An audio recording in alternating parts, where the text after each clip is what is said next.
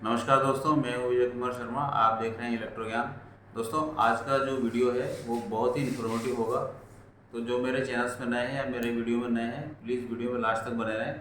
आज हम बात करेंगे दोस्तों, जो कंट्रोल पैनल जो होते हैं, जो कि पावर प्लांट में जो कंट्रोल पैनल होते हैं, तो वहाँ पर हम सेफ्टी के लिए एक रिले यूज़ करते हैं जिसको कहते हैं हम RPR रिले, यानी रिवर्स पावर रिले, या MRP रिले भी कहते हैं। तो आज हम इसी को डिस्कस करेंगे। तो ज़्यादा समय न लेते आइए हम वीडियो को शुरू करते हैं। तो दोस्तों, जैसा कि आज का हमारा टॉपिक है reverse power relay, how relay working, यानी रिले कैसे काम करती है। ये रिवर्स पावर रिले कैसे काम करती है, तो इसको हम एक ये डायग्राम है जिसमें कि मैं आपको समझा देना चाहता हूँ।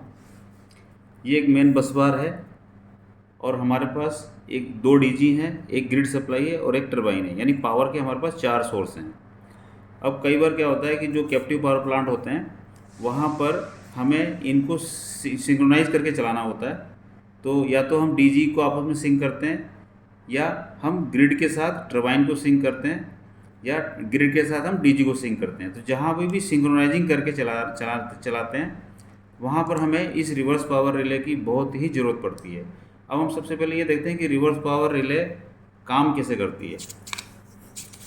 तो रिवर्स पावर रिले का काम होता है, मान लीजिए ये जनरेटर है, ये जेनसेट है और ये हमारी बस बार है, और ये नंबर 1 जनरेटर है और ये नंबर 2 जनरेटर है।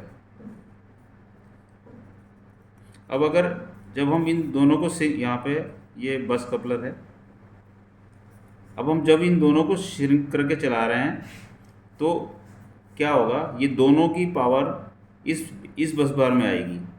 लेकिन इन केस अगर कोई जनरेटर पावर बनाना बंद कर देता है या कम कर देता है, कम कर देगा, तो क्या होगा कि ये जनरेटर जो है वो बस बार से पावर लेना शुरू कर देगा।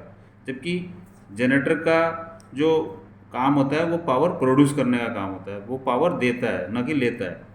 तो जब हम 2 जनरेटर या टरबाइन दोनों को आपस में सिंक करते हैं, 2 टरबाइन को, तो हमें ये ध्यान रखना होता है कि हमें यहाँ पर RPR रिले यहाँ पर और एक यहाँ पर लगानी होती है, ताकि ये बस बार से रिवर्स पावर ना लेने लगे। अगर ये रिवर्स पावर लेगा तो ये बस बार पे खुद एक लोड बन जाएगा, यानी कि ये एक अगर कोई जनरेटर बस बार से अगर पावर लेना शुरू कर देगा तो ये एक सिंक्रोनस मोटर की तरह एक्ट करेगा और ये बस बार पे खुद एक लोड बन जाएगा। और साथ ही अगर इसके साथ ये आपका इंजन कनेक्ट है, यानी अल्टरनेटर के साथ इंजन भी होता है या टरबाइन होती है, तो ये भी एक लोड की तरह एक्ट करेगी।